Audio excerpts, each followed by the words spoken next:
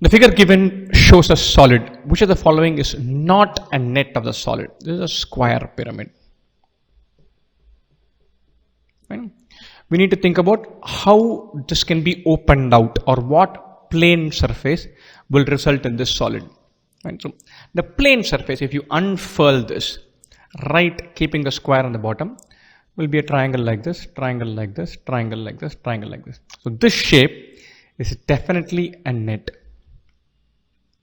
Right? Wonderful. So this one is a net. We need to think about the others, whether they can form a net. Right? So I'm going to call this as a north triangle, east triangle, north, east, south and west. This will be north, this will be east, this will be west, this will be south. This one works. Here, this will be the north triangle, this will be the east triangle, this will be the south. And then once the south is raised, all three will be joined. This one falls along the surface. This can go and sit here. This could be the west. And here, this will be the north triangle. And I can fold this to go and land on this. So we have the east here. This is south.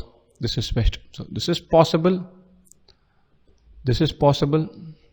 This also appears possible. So this, let us think about this. This is west, directly folds on. This is east, directly folds on. This is north, this directly folds on.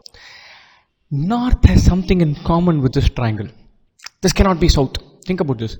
If this is north, this is south. These two triangles have no side in common. With the north, you can fold in the west one or the east one. You cannot fold in the south one. They share just this vertex. They don't share a wedge. So this is the right answer. This is not a net of a square pyramid.